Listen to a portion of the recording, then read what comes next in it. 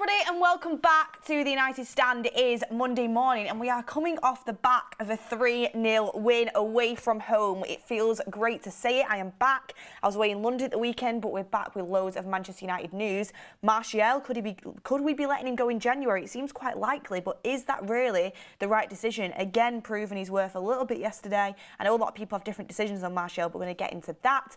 Jadon Sancho, could his contract and his wages and the financial loss be too big for the club to actually accept letting him go? Even though Erik ten Hag wants him to go, Sancho wants to go, could the financial loss be too big? And maybe Sir Jim gets involved and tries to mediate that. We'll have a little discussion about that. Also, the Sir Jim announcement has been delayed again. We've got an update on that and there's some Greenwood stuff coming out too. But happy Monday morning, everyone. I hope you have a great one. Let's get straight into the news. So I'm going to start off with the Sir Jim stuff. So the United Stand understands that the Sir Jim deal won't be announced today or in the next few days as there's still a few issues to sort out, but sources stress, as it stands, there is nothing to worry about. So that's good news. There's nothing to worry about. It is going to happen. We just won't see an announcement for a while. We were meant to get one. Ben Jacobs was on the show. A lot of high-profile journalists said that Sir Jim announcement was just around the corner, and I think that was like nearly 2 weeks ago now. But there's been some delays and it's not going to happen. I doubt it'll happen this week, but it will happen eventually. What's new at Manchester United? What is new? The fact that there's delays. There is always delays with everything, especially when the Glazers are involved. So it will happen. We've just got to wait. And it's frustrating because I want to see what he says. He's probably going to start doing media. He's probably going to do interviews. I want to know what's going to happen. But at the moment, we've just got to focus on that and we'll just see what happens. Whether he'll be in January making decisions, we don't know, but it should be happening soon. I hope it happens before Christmas. Christmas is just around the corner, guys. We're nearly in December. I want it to happen before then so we can get the latest updates. And because nobody really knows, people are speculating, and obviously there's news that's come out, and there's news that has come out from very good sources. But right now there's a lot of speculation about how much control he's going to have, what he's going to implement, what he's going to do, who his team's going to be. I want him to be announced, so I start getting Paul Mitchell will be coming in as sporting director. So I start seeing Jean-Claude Blanc will be coming in as the new CEO. So I start seeing these things change, and the quicker it happens, the quicker that these things can take effect. I want to know what's going to happen, but get in the comments what you think about this. That is our little update on that. We're going to talk a little bit about Martial in a second as well, so get your opinions in on that. Before I get into Martial, let's get straight into it. I'll get a poll in the chat. Should Martial stay or go in January? Let's get a poll in. Should Martial stay or go in January? I want to hear what you guys think. And also, thumbnail with Sancho on there as well. That could be up for debate. We'll have a little talk about that. Everyone in the chat, good morning. Sancho should go to Saudi, says Ken Valentine. A lot of people saying good morning. Thank you very much for that. A lot of people saying go. I mean, go. Really? With Martial? With only leaving Højlund behind as our striker, or God forbid Rashford playing as centre forward? I love Højlund. I think he's got so much to offer, but he's only young. And I don't want to see Rashford striker I just don't want to see Rashford play striker for Man United. It doesn't work. So, I mean, get your comments in the chat. Everyone deserves an opinion. For me, I'm going to go straight off the bat. I think it would be a disaster to sell Martial in January. I really do. And not because I think Martial is some world beater that we massively need. I think Martial is a good player that should be playing more minutes. Definitely should be playing more minutes. But if we sold Martial in January, I don't trust the club to replace him. I just don't. You have Højlund as a centre-forward option. You have Rashford as a centre-forward option. Højlund is very young. He's had some injury problems, a few injury problems, and he's still learning his trade. He's still getting that experience. But everything on his shoulders would be a huge mistake in my opinion. I think Højlund's great. I think he's our #1 centre-forward choice. I think he's going to be excellent.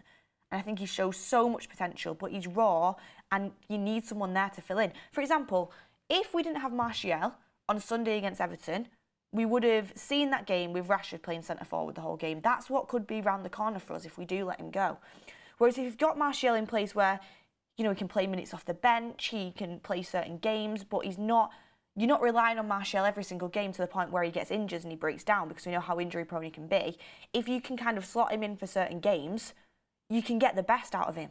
If you see with Højlund, if you go down that road with Højlund where you're relying on him every single day, every single game, you're playing him every single minute God sends, injuries will happen and it can be detrimental to a player's career. I think you need to balance the workload. Højlund can be your main striker and be a first choice striker and he'll play the majority of the minutes, but you still have Martial there if Højlund needs a break, if he gets injured, if he's out, or anything happens like that, or it's a game where maybe Martial suits it a little bit more. Højlund's still learning his trade. So for me, getting rid of Martial, who would you get in to replace him? I don't trust the board in Manchester United to get in someone good enough that can come in with Martial's quality, especially for the funds that we're going to have. And I don't care what anyone says, Martial might not be consistent, but there's no doubting his quality. And to find that quality, to be a backup striker, God, I'm getting carried away. To be a backup striker would be tough to do. So for me, Martial has to stay, and we can evaluate in the summer. If he leaves then and we get an adequate replacement in, great stuff. But for now, I think in January it'd be a mistake to let him go. Let me see what the chat's saying. I'm going to say stay. 60% of you say stay and 40% of you say go. Well, that's nice to see because I thought go would be a lot more in the percentage because I know there's different opinions on Martial. But I think everyone can see the light in saying we just don't want to see Rashford as centre forward. Like, it just will not work. For me, if Martial doesn't play yesterday, we don't win that game 3-0. We don't. He scored a great goal, which, by the way, certain players have that dink in him. It looked very smooth, but it's just the way he looked at the keeper. It was ice cold. Literally give him the look and dinked it in. Got to be a quality player to pull off a dink like that. It does happen, but and players can do it a lot of the time. They should be able to do it. But Martial to do that under pressure, you know, certain different players just smash it, and sometimes it doesn't, you know, go the way you want it to go. So Martial, great to finish it off with the third goal, make things comfortable. And also another massive thing for me is penalties. Martial wins us penalties. People have been saying, you know, and it is true, the referees have been against us. I will 100% get behind that. They've been trying everything to rule stuff out, not give us penalties, not give us decisions, give the opposition teams decisions. It has been happening for a while now. Honestly, ever since when we got the decision on the Onana where it should have been a penalty for Wolves at the start of the season, they have been against us 100%. Like, we have been so unlucky when it comes to decisions. We have been. But for me, it's no coincidence. The season when we had the most penalties, Klopp came out and said, you know, Manchester United get all these penalties. People are moaning about it. People are complaining about it. The season where we had the most penalties, and rightly so, we had the most penalties, was the season when Martial was playing every single week and he was winning the majority of them. Martial, one of his specialities is he wins penalties because he's so silky smooth with the ball at his feet that he draws people in and you win the penalties. And it's no coincidence that he comes back in and he plays the majority of the game. We win a penalty after not getting penalties for a while. We've had the odd one, but we barely get them. I think if Martial, and I don't think he should play at centre forward because I want Højlund to play at centre forward. I think he can play at centre forward, but maybe even try Martial on the left. But if you somehow get Martial into that team over the course of a number of games, I bet you see the penalties for Manchester United go up and he'll be winning them. He just wins penalties, it's what he does. And that's why when me and Maud did that afternoon show, if anybody watched it, and he said who has the best skills, I always say Martial because his close control is so silky smooth, it drags defenders in, and when you're in the box, it's a recipe for a penalty, which is what he gets. And they're so important over the course of the season. They can really dig you out of some positions. Like the penalty against Everton, we were under it a bit. We didn't play our best football, I don't think. We were under it. We were 1-0 up. That penalty just gives you that little bit of comfort. It takes the edge off. It's really important, I think. But anyway, let me get some of your super chats in. Paul O'Brien, a member for 28 months. Hi, Beth. Good morning. We need to keep these players until we have secured someone better. We can't be letting players go without replacements. Charlie Marlin says Leonardo from Brazil will replace Martial. And let me see if we've got anything else. Yes, Alex Hems here says, Beth, I would hope for Varane, De Ligt swap and Todibo in January, followed by midfield overhaul in the summer. Casemiro stays, McTominay goes. Love you. Love you too, Alex. Thank you for the super chat. But Varane De Ligt swap, opinions on that. I like De Ligt. I don't know if that's the centre-back I would be going for, but I'd be happy to bring him in. I don't really want Varane to go, to be honest, yet. I think in the summer, but I don't want him to go in January. And Todibo is a must for me. It's a must. Son Heung-Ming says, have you noticed Onana has a nice booty? It's nice. You commented that on the fan forum. I was watching it last night with Faz. But, I mean, it's not something I really notice when I'm watching football. But Onana, speaking of Onana, another really good performance yesterday that I don't want to go under the radar, because he got a lot of stick at the start of the season, and rightly so, because he was really, really poor. But he's really coming to his own recently. He's improving, he's getting better. He looks a lot more solid, and he actually looks like he's going to be able to save a lot of shots, where at the start of the season I was worried because everything that came at him looked like it was going to go in. But he really did dig us out yesterday. Some of them saves that he made, really helpful, because Everton had their chances, and if Onana lets them in, it's a different story. Everton could have easily drawn that game, or even potentially in a different world won it. Like, it wasn't like an absolute thrashing by us, even though the scoreline was great. And by the way, some good goals, some good football. I'm happy with it. But Onana did really well, and so did a lot of the defence, to be honest. Noah Vindicator, Martial should go if we get a replacement. But do you trust the club to get a replacement? I don't. I really, really don't. And Charles, member for 16 months, says, Buenos dias, Beth. If Martial goes, somebody else has got to come in. Chances of that in January are 0. We need to keep him for now. Glazers out. I massively agree. We need to keep him. Not only do I think we need to keep Martial, and I'm not being reactionary, because if you know me on this channel, I've always been a Martial fan. I absolutely loved him when he came in. He's a player that I've always really, really liked. I'm not part of the Martial FC brigade. I won't name names, that literally just all they see is Martial is his quality. They think he's great. They want him to play every game. There is a Martial FC that love Martial and think he's absolutely outstandingly class and just want to see him play every single minute. Ricky is one of them. There is people like that. There's people on social media like that. I've always been a big fan of Martial. I think technically he's a footballer. He's one of the best technically good footballers we have at the club. Honestly, I think if his career went a different way, he could have been absolutely unbelievable. He had all the talent in the world. I think whoever told him he should change his position to striker over left wing has blood on their hands. I think if he would have stayed as a left winger, he could have been phenomenal. I remember when he first came in. And I also think sometimes certain players, do they have the hunger for it? I don't know if I see Martial, I see that hunger where he could have got to the top level. But I'm not one of them people that blindly says that. I know that we're like 7 years into Martial at Man United. I know he's not been consistent enough at Manchester United, and I know he's not been good enough for what he could offer and what the potential is there. And you can't go along every season saying potential, potential, potential. Sometimes enough is enough. Also, injuries, so unlucky, but it's unfortunate. You don't want a player that is constantly injured. It is so frustrating. That being said, with Martial, he should be playing more. Like, he should be playing more. He really should. I don't think it's any coincidence, again, that yesterday Martial comes in and the front players just look better with him around. I've always said he's like a glue. And I'm not saying that Højlund should be benched for him. That's not what I'm saying. I would love it, absolutely love it, if you could get Højlund and Martial in the same team. I think Højlund would look so much better if he has Martial around him. He just keeps the ball. He gives it and goes. He finds players. He's intelligent.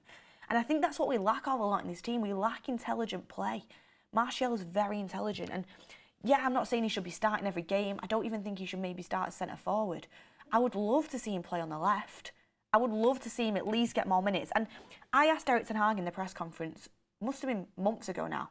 What press conference was it? It was Copenhagen at home. I asked him, if he thought about playing Martial and Højlund together, and he said, yeah, I thought about it, but it's not happened yet. It's still not happened now. We're sat here a month later.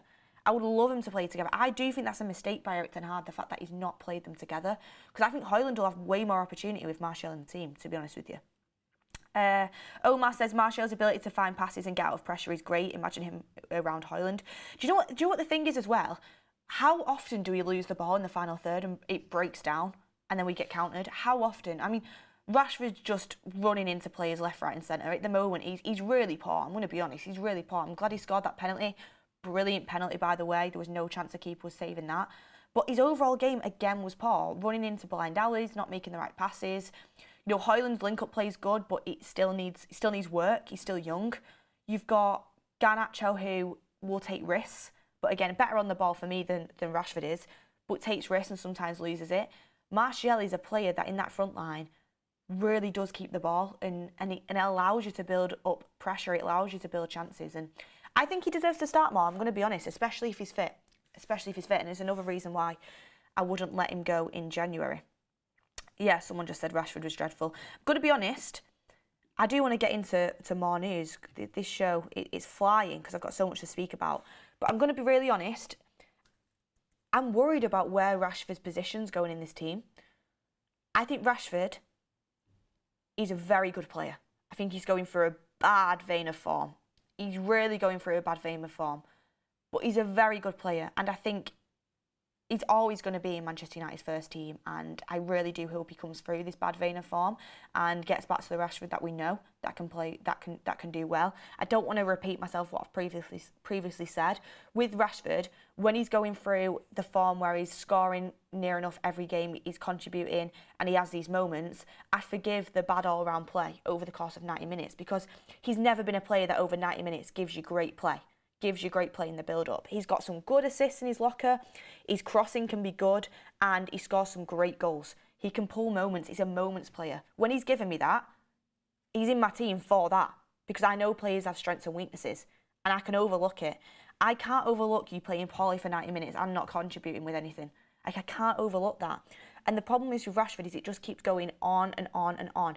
We know he's going to come through this bad vein of form, and he's going to go through a good vein of form. That's what Rashford does, that's what he is. He's a confidence player. He's the definition of a confidence player. But I'm looking at that front line right now. I'm thinking, Rashford's preferred position is on the left. For me, Garnacho is outplaying Rashford on the left. Garnacho is outplaying Rashford on the left. So you've got to start Garnacho in that position. I mean, Garnacho's goal, by the way, you've heard it so much. It's out of this world. Out of this world. And not only the goal, but his overall play for me has been better on the left. You look, obviously, the centre forward, you have Højlund, you have Martial. Rashford's not a good centre forward, he shouldn't play there. Then you look to the right, which is where he's been playing recently, quite a lot. I always say I'd like to see Rashford on the right because you get to see his passing, his crosses are good sometimes. Well, his crosses can be good, he has some good crosses in him. But even on the right, he's looked like a fish out of water recently. And Anthony wasn't fit yesterday, but Anthony, Ten Hag spent nearly 90 million on. Surely Rashford's not going to bench Anthony on the right. Maybe he would. I'd still play Rashford over Anthony on the right. I really would, because I think Anthony's been terrible. I hope he comes better, but I think he's been terrible. And for me, the main thing is you have Pellistri, who keeps making an impact when he comes on. So you're looking at that forward line, and Rashford is going to play, and I do think he will play on the left over Garnacho. But right now he shouldn't, because Garnacho's been playing very, very well. And I think he's really proving that he should be playing as that left winger. So where Rashford fits in at the moment, I'm not too sure. But I really do hope he comes through this. And he will come through it. But I'm thinking to myself, does he need to be benched? Because sometimes keeping playing a player over poor performance, over poor performance, over poor performance, does that help them? I think the evidence is with Rashford, it's not helped him. Sometimes you need to break out the team, you need to reevaluate, you need the limelight offer, and then you come back in and you can get going and you can have a fresh start. With Rashford, I feel like it's lingering at the moment, and I hope that penalty gives him that boost of confidence that he needed, and great captaincy from Bruno Fernandes to give it him. But I don't know where his position in the team is at the moment, because I'd pick Garnacho over Rashford on the left wing. On the right, I'd probably still play him, but if push comes to shove, I'd pick Pellistri over him right now. I don't think Pellistri's a better player. I think Rashford is a top player. But right now, in form, I'd pick Pellistri over him. And striker, he's never getting in over Højlund or Martial. So it's one of them things where, does he need to break out the team? And that's not a bad thing to say that. Because still, if you say to me, this time next year, who will be one of Manchester United's main contributors, who's one of Man United's better players, I'd still say Rashford has a lot to give. Definitely has a lot to give. But at the moment, he's just not doing it, and I just feel like that feeling's lingering, and maybe he needs a breakout. Maybe he needs a few substitute appearances against tired legs to build that confidence up. Carol J says, how can we trust this club to get a replacement for Martial if they can't even finalise the sale of a 25% stake in the club? It's a circus. Carol, I get your frustration. It's annoying. We've been told we're going to have this announcement for a while, and I don't trust the club to get a Martial replacement. I really don't. Alex Hem says, Rashford stopped developing since Ollie. That's not true, though, because he had a brilliant season last season. And Ricky will tell you, because we've had conversations about it, yeah, he scored a lot of goals, but he didn't have great performances. I honestly don't care what you're giving me. If you're giving me 30 goals across the season, you're in my team. That's your strength. You're a moments player. That is your strength. Brilliant. I would have had Rashford in my team every day of the week last year. I thought he was excellent. Best season ever for Rashford. And it was under Ten Hag, so I do think he has developed and improved. And, you thought with his celebration and, mentality thing that he kind of had it right, and he had it right. He was on track, and he was going to carry that on. Start of the season's been poor for him. I just don't think he can get out of the rut right now. But I've never said, like, he's not a Grealish. Grealish gives you good football over 90 minutes, but he doesn't really score many goals. Rashford doesn't give you great football over 90 minutes, but he's going to score your clutch moments. He's going to score your goals. Goals do win your games. Good football also wins your games. It's differences in players, and it's strengths and weaknesses in a player's game. But anyway, let's move on to the next little bit. So, next little bit, as you can see on the thumbnail, we have Sancho. Keep Sancho. I mean, let's get a poll in the chat on that. Would you keep Sancho at Manchester United, yes or no? Let me get this straight and let me get it started and say, absolutely not. Sancho has to go. I don't care how much money it's going to cost. I don't care how much money we've wasted on him. That's not Erik ten Hag's fault, and it's also not the fans' fault. At the end of the day, I think Sancho could have been a great player, but his attitude is wrong. His attitude to be a Manchester United player is not where it should be. And at the end of the day, yes, the club spent 73 million on him. Yes, he's on 350 grand a week. He also has a contract that runs till 2026 with an option of another year. His contract is 13 million a year and 65 million across the board.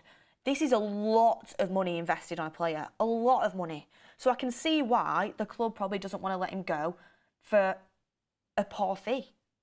Or they probably don't want to let him go on loan and pay most of his wages, because it's terrible financially. It's financial suicide. It literally is. But Erik ten Hag didn't tell the club to buy Sancho. If this was Anthony, I'd be like, well, Erik, you wanted to buy him. You wanted him to give this money. You wanted to invest. Like, that's your player. Erik ten Hag didn't say, yeah, I want Sancho. That was Ollie's signing. It wasn't Ten Hag's. It was the club being absolutely silly enough. By the way, we all wanted Sancho at the time. I wanted Sancho. I thought he was going to be great. I was very excited. 73 million at the time, I thought was a good deal. 350 grand a week was ridiculous. And I would have said that then. 350 grand a week for any player at 20 years old is ridiculous. I mean, some players make an exception, like the Ronaldos of this world. If we had another Ronaldo now, like, they would make the exceptions. But you've not done your research properly. You've given 350 grand a week. What Man United don't ever think is, what if this doesn't work? Because a lot of our signings haven't worked, especially the big money ones. What are you going to do? Because no club's going to come in and give Sancho 350 grand a week. So if Sancho did leave, he would have to voluntarily cut his contract down, which he doesn't have to do that. He really doesn't, and I wouldn't expect him to. If he wanted to play football, I would do it if I wanted to play football and also getting played. But not everyone's going to do that. It's 350 grand a week, and you've got to find a club. I think United I think they'd settle at 45 mil for him, probably 40 mil now. No one's paying it. That's how much he's decreased in value. He's literally not playing football, and the football he has played for us, he's been poor. Really, he's not come to life. There's been a few moments that I remember he's been good, but over the course of it all, he's not been the Sancho that we expected to have. So it's a tough one, and there's rumours. The rumours are, and obviously there's no concrete evidence in this, this is just the rumours at the moment, is that Ten Hag doesn't want to keep Sancho. Sancho wants to leave, and realistically, most of the fans want him to go. But there is a rumour that the financial loss is so big on Sancho, which it is, that maybe with Sir Jim coming in, there might be some sort of mediation. Maybe they'll let him go on loan and kind of reconsider it. It's just a messy, messy situation that we're in. And I just wish Sancho would have apologised. Because, by the way, even though he was poor for 3 years, I still think there's a good player there. And I still think he could have worked it out. And I still think he could have gone on and been good.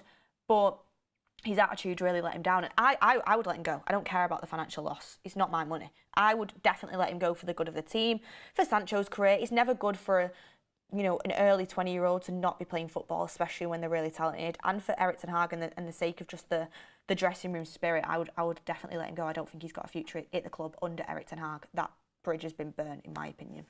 Also, there was stuff coming in from the Express that Juventus are growing confidence that Man United will allow Jadon Sancho to leave the club on loan. The winger was banished by Erik ten Hag earlier this season, and a permanent exit from Old Trafford was viewed by all parties as the ideal resolution.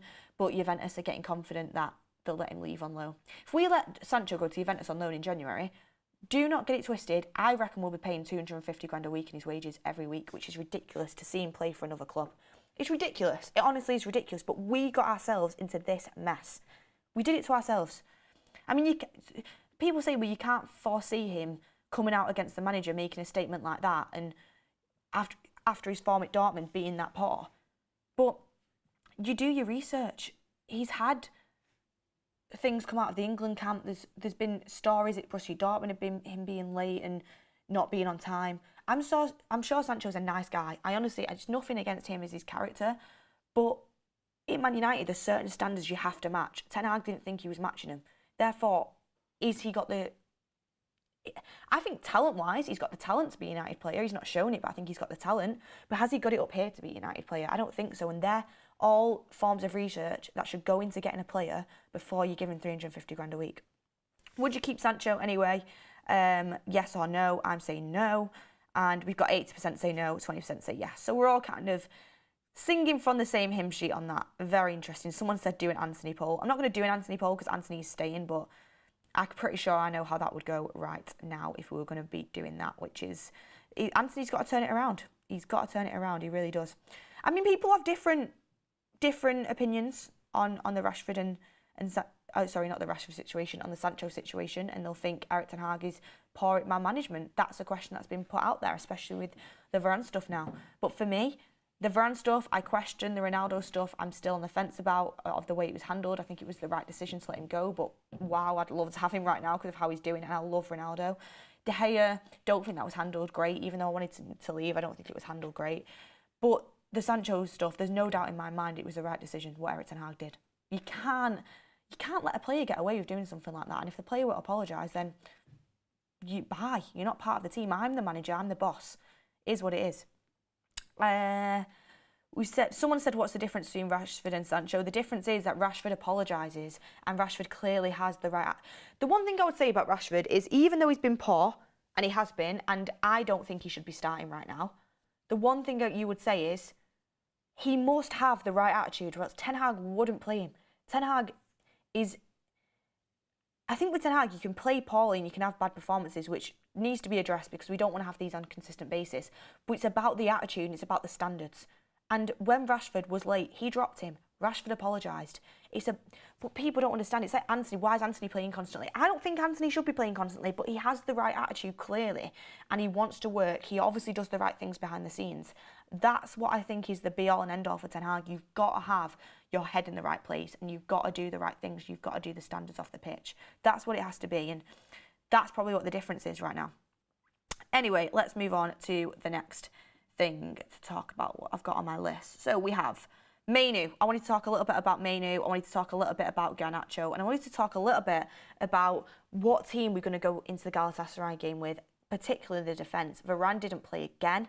Harry Maguire and Victor Lindelof, I thought they were absolutely fine, and I thought they should be probably keeping their place. I like Varane, but while players are playing in good form and you're winning and you're keeping clean sheets, you don't drop them. As I've talked about, Anana's been great. But initially, I want to talk a little bit about Mainu and whether he'll start against Galatasaray. So Galatasaray is going to be very tough. We have to win that game. Like, we cannot come away from Galatasaray with a draw. We have to win, or else we'll be out of the Champions League. To keep our Champions League hopes alive, we have to win. It's a big decision who plays in this game. It's a horrible place to go for the away team. Galatasaray fans are no joke. The atmosphere will be hostile. It is going to be really tough. You need players in there that have a cool head. You need players in there that are going to be able to keep the atmosphere at bay. You won't be able to keep the Galatasaray atmosphere at bay, but you're going to have to keep it at bay in your head, basically. You're going to have to get over the atmosphere that's there as a player. And it's going to be tough. Galatasaray played some good football this season. They've got some good players, and they play good on the counter-attack as well, which is where a lot of times we get hurt. We've got to be on top form. A big part of that is the midfield. Mainu has to play. Mainu has to play against Galatasaray. He does. And it's a big call to put him in. But honestly, as far as debuts go, I think he's 18. As an 18-year-old, away at Goodison Park, to put in a performance like that, it was top draw. And you can just see with a player immediately what they've got going for him. And what I would describe him as, again, cold. He's literally so calm, so composed. He doesn't get flustered. What I like about him as well, he looks forward, and when he looks forward, he finds a pass. There was a sequence of play where he got past to him, and he was on the half turn on the right-hand side, and he was literally facing Onana, and he had pressure behind him. Honestly, I think 99% of players in that situation pass it back to the keeper out of ease. And a lot of time you do need to pass it back to the keeper, but he swiveled and did a brilliant ball over the top on the right-hand side to put Bruno Fernandes in behind. And at 18 years old, to be making them conscious decisions and taking them risks, but knowing it's going to pay off, finding players across the pitch, his anticipation to be in the right place at the right time is spot on as well, which is exactly what you need to be a 6 or an 8. And I think he can do both roles. I was convinced he's going to be more of an 8. I actually think he can be a controlling, dictating 6. There's different types of 6s. I think he can do the job after seeing him do it at Everton. It's very early days, but he has to play. There's no midfielder that we have that controls the ball the way he does. And by that, I mean just calm, finds players, keeps hold of the ball, is composed, and is in the right place at the right time. He's a controlled midfielder. It's exactly what we need. And I saw someone on Twitter this morning say, imagine if we had De Jong and Mainu in a midfield, how controlled it'd be. That's what, I mean, Ten Hag wanted De Jong in. And Mainu, I'm not comparing him to De Jong, he's only young, and he's got so much to prove, and you've got to do it on a consistent basis. Definitely, but the future looks very bright with him.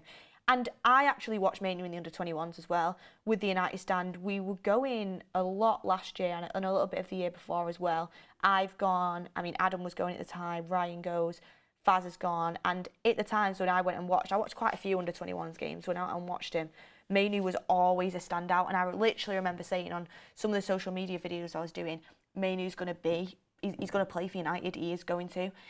Anyone who's watched him over the past two years, or when he's been in that Man United youth setup, you would know how good his potential is. And the fact that you can see him coming in now and doing it, Ten Hag clearly sees so much in him. The way he had his arm around him when we won the Carabao Cup, talking to him. The way in pre-season he was starting him over the likes of Casemiro against Real Madrid. Or what player did he start him over? It might have been Casemiro, I don't know. But Mainu, Ten Hag sees a lot in him, and it's the exact type of midfielder that we need. So to bring him in from the youth setup is so good for, one, the academy, also the team as well, because we've been lacking someone with that sort of control in the midfield big time. I think he has to play. He has to play.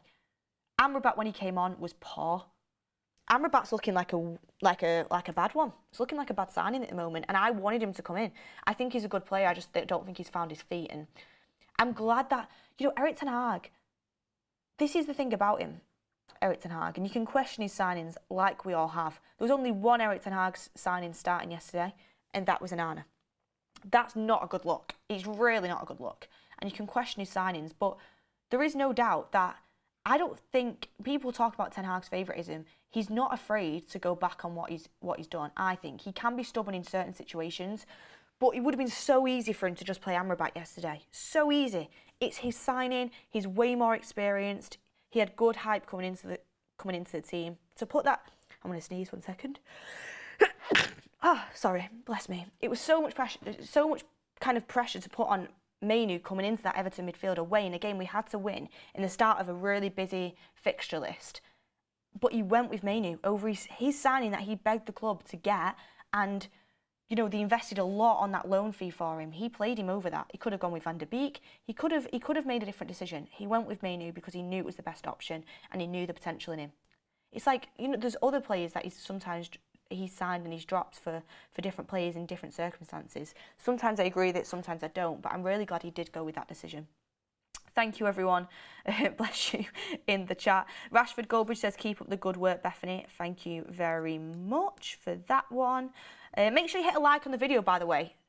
3 points, 3-0. All of our forwards getting on the score sheet. It was a good result. It was a good result, and I know people saying, the football wasn't amazing. Everton could have drawn on the day. Well, they didn't, and we won 3-0, so I'm going to be happy about it. So yeah, my midfield for Galatasaray, I would go with the same. I'd go with Mainu, McTominay and Bruno.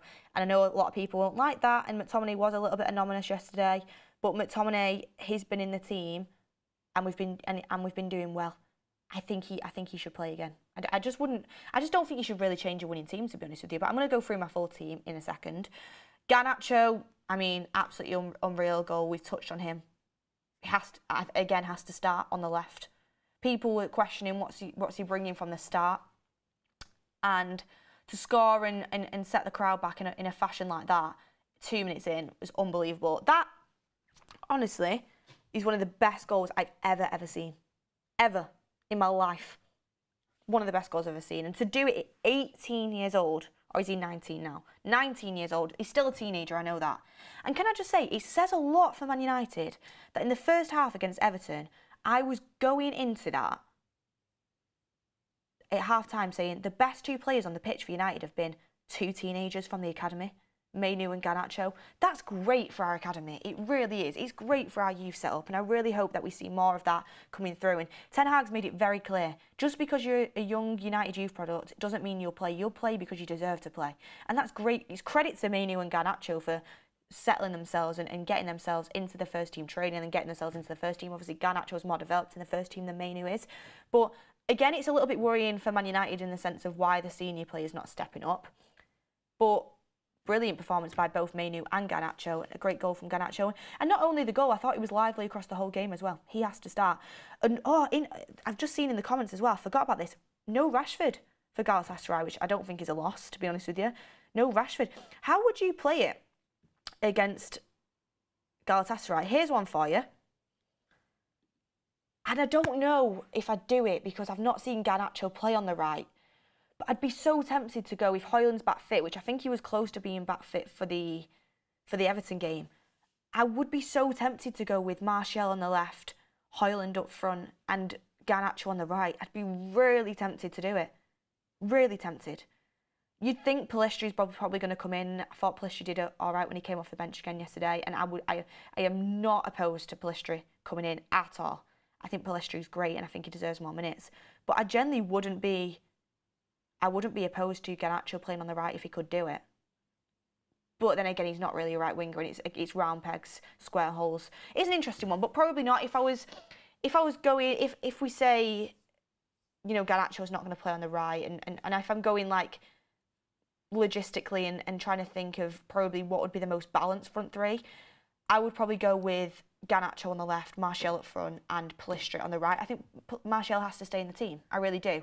And if Højlund's just coming back from injury, maybe you don't want to rush him and you can bring him off the bench to have that sort of impact. But then Højlund's missed a Champions League, and if he's back fit, do you throw him straight in? I'd be so tempted to do so. The poll finish on would you keep Sancho, 78% no, 21% say yes. Thank you everyone for your votes on that. Everyone get your front three in. What would your front three be against Galatasaray? If Højlund's fit, which I think he will be, what would your front three be? It'd be tough. And it shows that one game can change things because our front three's been so poor. But now I'm trying to figure out how to get certain people in. Interesting one. Definitely an interesting one. But no, Rashford isn't a big loss in my opinion, and I think we'll be absolutely fine without him. While you're talking about what your front three would be, I'm going to talk about my defence, the best defence. Dalot, good assist for the Garnacho goal, but realistically, I mean, Garnacho made that goal himself. He was behind him, and it was a world-class goal. Anyone could have put that sort of cross in for him, but still, good assist by Dalot, and obviously got a clean sheet. Do you change your defence that's got a clean sheet? But I would be so tempted to bring Wan-Bissaka in for this Galatasaray game, and I think you will bring him in. The reason being is, you've got Zaha. And who's the best one-on-one defender in the league? Potentially even in Europe. Probably in Europe. Who's the best one-on-one defender? Aaron Wan-Bissaka. He is, you know, I've never seen a winger run Wan-Bissaka ragged. So I feel like for the game and for the players that Galatasaray have, you bring Wan-Bissaka in for that game. And that's not because Dalot didn't have a good performance. I think Dalot was great against Everton. But Wan-Bissaka, I think, suits that Galatasaray game better. So I think I'd go with Wan-Bissaka as the right back. My two centre-backs would be Maguire and Lindelof again. I like Varane, but Maguire's playing well.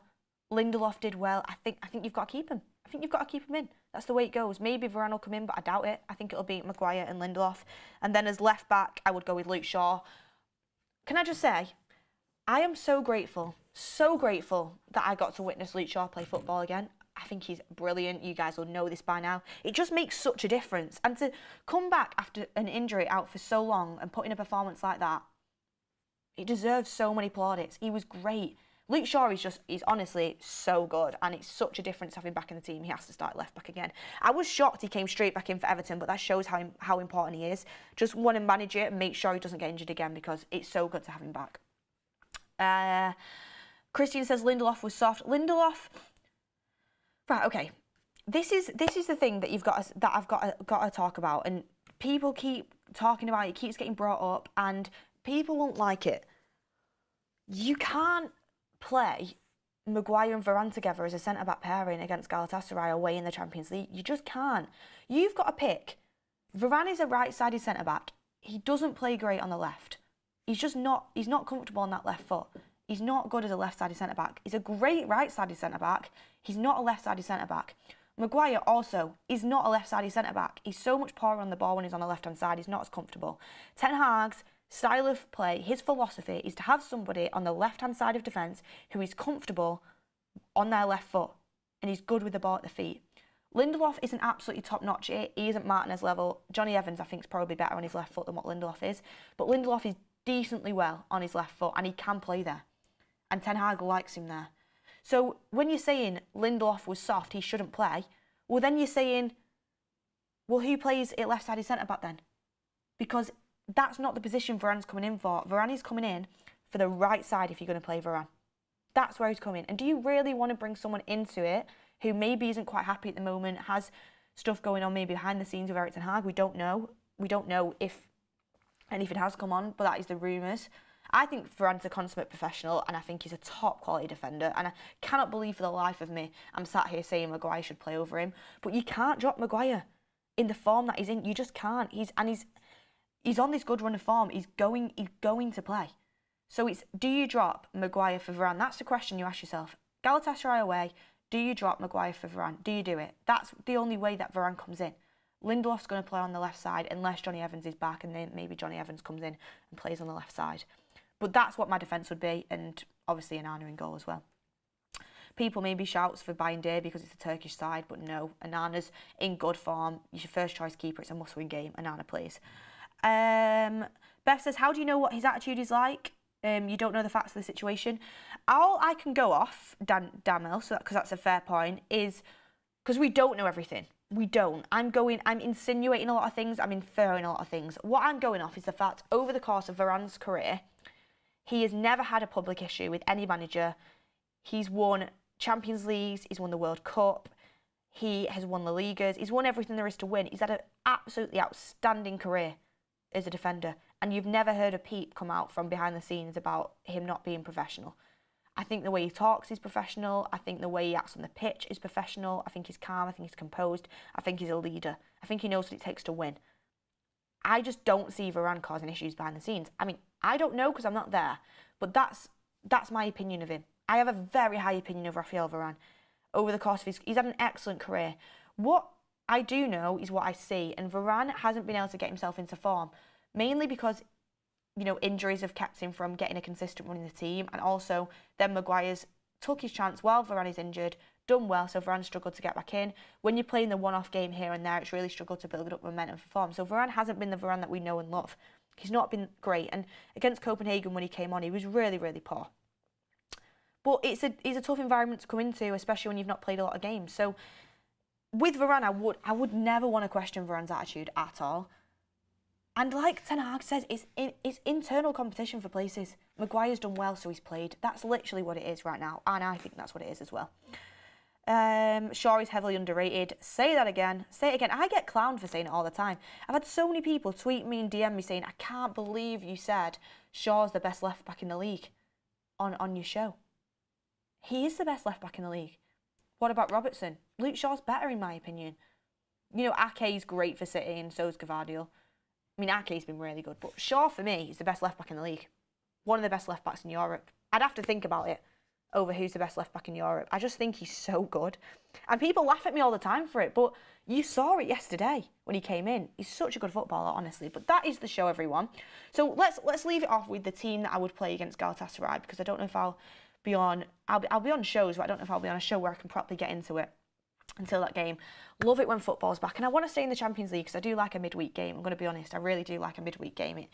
I just love watching United, even though they do near enough, you know, drive me to tears sometimes. But when we're playing like we did on Sunday and we get a result like that, it's amazing. And no matter what, you always want to watch your team. So I want to stay in the Champions League for that fact. By the way, I do think we'll beat Galatasaray.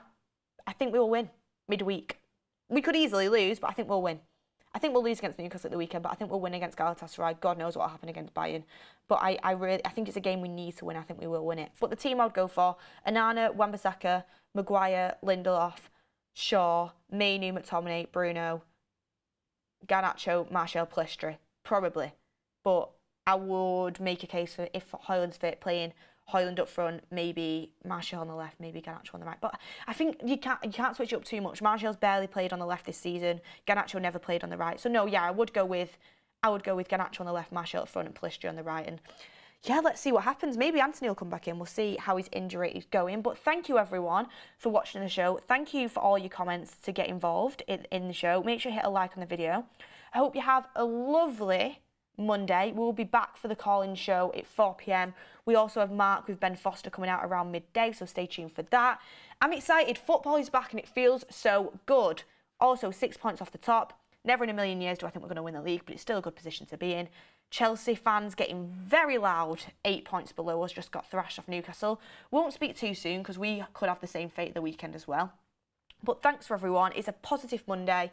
Let's hope we get the win against Galatasaray. I think we will. Faz will be on his way today with Ryan to go and cover all that for you. Covering the press conference tomorrow. Thank you. Have a lovely week and I will see you on the next one.